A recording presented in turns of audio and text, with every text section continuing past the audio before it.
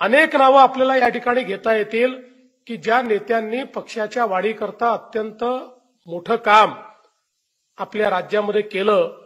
पहिल्यांदा 95ला आपण युतीच्या सरकारमध्ये आलो त्यावेळी भारतीय जनता पार्टी हा छोटा पक्ष होता. छोटा म्हणजे तुलनेनं शिवसेनेपेक्षा कमी जागा मिळालेला आणि म्हणून आपल्याला उपमुख्यमंत्री पद त्यावेळी स्वीकारावं लागलं.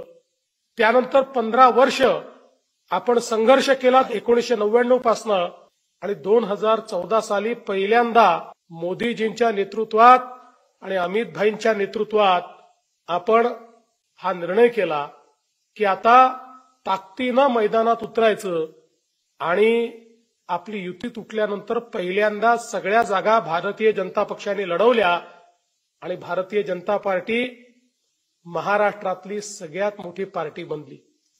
भारतीय जनता पार्टीनं महाराष्ट्रामध्ये सर्वाधिक जागा मिळवल्या आणि आपला मुख्यमंत्री झाला. 5 वर्ष आपण उत्तम काम केलं, लोकांनी पुन्हा निवडून दिलं. पण उद्धवजींच्या सेनेने बैमानी केल्यामुळे आपलं सरकार गेलं. 2.5 वर्षाने पुन्हा सरकार आलं. पण त्यावेळी त्या विशिष्ट परिस्थितीमध्ये अधिकच्या जागा असताना देखील ज्यांनी आपल्याकरता त्या ठिकाणी पदाचा त्याग करून आणि हिंदुत्व हे जगलं पाहिजे किंवा हिंदुत्व हे टिकवता आलं पाहिजे याकरता उद्धव सेनेचा त्याग केला. ते एकनाथराव शिंदेजी यांच्या नेतृत्वामध्ये आपण सरकार तयार केलं आणि पुन्हा 2024च्या निवडणुकीमध्ये अभूतपूर्व अशा प्रकारचं यश आपल्याला प्राप्त झालं. हे खरं आहे की लोकसभेमध्ये आपल्याला यश मिळालं नाही, त्याची कारणंही बावनकुळे साहेबांनी सांगितली. फेक नरेटिव्हमुळे केवळ 2 लाख मतं कमी पडली आणि 31 जागा आपण हारलो. पण आपण थांबलो नाही, आपण घाबरलो नाही, आपण पुन्हा जिद्दीनं पेटलो आणि मोदीजींच्या नेतृत्वात पुन्हा मैदानात उतरलो आणि महाराष्ट्रामध्ये अभूतपूर्व अशा प्रकारचा विजय मिळाला. 132 जागा आपल्याला आणि सोबत आपले 5 मित्र असे 137 आपले निवडून आले आणि एकूण आपल्या सोबतची शिवसेना आणि राष्ट्रवादी मिळून 235 जागा. आजपर्यंतच्या महाराष्ट्राच्या इतिहासातला सर्वात मोठा विजय, कुठल्याही पक्षाला मिळालेला सर्वात मोठा विजय हा आपण या ठिकाणी मिळवला आणि कार्यकर्त्यांच्या सगळ्यांच्या आशीर्वादामुळे, तुमच्या मेहनतीमुळे, तुम्ही जे श्रम घेतले त्यामुळे आपल्याला हा विजय प्राप्त झाला. आणि पुन्हा एकदा आपल्या सगळ्यांच्या आणि पक्ष नेतृत्वाच्या आशीर्वादामुळे महाराष्ट्रामध्ये मुख्यमंत्री म्हणून मला जबाबदारी मिळाली. खरं म्हणजे मी आपल्या सर्वांचा ऋणी आहे की या देशातल्या सर्वात मोठ्या पक्षाचं महाराष्ट्रामध्ये नेतृत्व करण्याची संधी ही वारंवार आपल्या सगळ्यांच्या मदतीमुळे, आपल्या आशीर्वादामुळे, आपल्या सहकार्यामुळे आणि अर्थातच भारतीय जनता पक्षाच्या नेतृत्वामुळे मला वारंवार या ठिकाणी करायला मिळाली. आणि आज सातत्याने आपण हे नवीन राज्य आल्यानंतर देखील मोठ्या प्रमाणात विकासाचं काम करण्याचा प्रयत्न करतोय.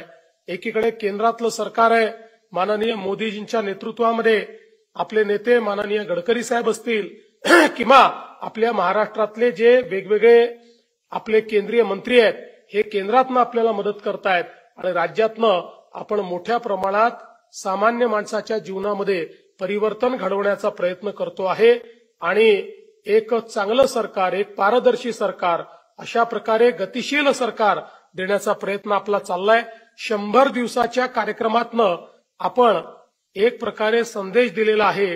हे सरकार कसं चालणार आहे, हे गतिमानतेनं चालणार आहे, हे पारदर्शीपणे चालणार आहे, हे सरकार सामान्य माणसाकरता चालणार आहे, हे आपण या ठिकाणी दाखवून दिलंय. आणि मी आपल्याला विश्वास देऊ इच्छितो की हे सरकार अशाच प्रकारे महाराष्ट्राला सर्वोच्च स्थानावर नेल्याशिवाय थांबणार नाही.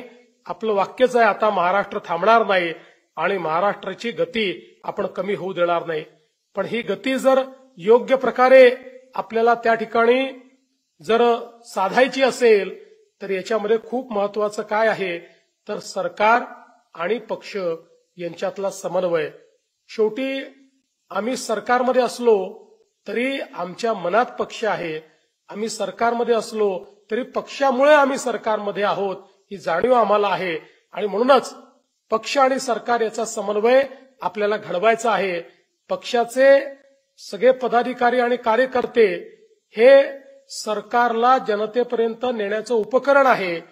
हे एक असं उपकरण आहे की जे पक्षाकरता आणि सरकारकरता लोकाभिमुखता आणू शकतं, एका सेतूचं काम करू शकतं. आणि तीच अपेक्षा आपल्या सगळ्या लोकप्रतिनिधींकडनं, आपल्या पदाधिकाऱ्यांकडनं आणि सामान्यातल्या सामान्य कार्यकर्त्यापर्यंतपासून आहे.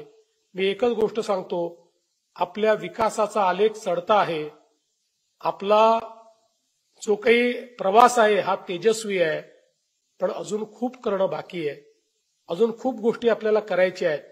बावनकुळे साहेबांनी सांगितलं, आपल्याला आपल्या महायुतीला ज्या स्थानिक स्वराज्य संस्थांच्या निवडणुका आहेत त्याच्यामध्ये विजयी करायचं आहे. आपला पक्षाचा रोडमॅप आपले रवींद्र चव्हाण यांनी देखील आपल्यासमोर मांडलेला आहे. मला असं वाटतं की आजच्या दिवशी संकल्प करूया की भारतीय जनता पार्टी ही सातत्याने या महाराष्ट्रामध्ये सामान्य माणसाच्या जीवनात परिवर्तन करण्याकरता निवडून येत राहील. याकरता आपला पायवा आपण अखंड करू, तो मजबूत करू आणि त्यासोबत सातत्याने सामान्य माणसाचा विचारच आपल्या मनामध्ये राहील. अशा प्रकारचा संकल्प आज करूया.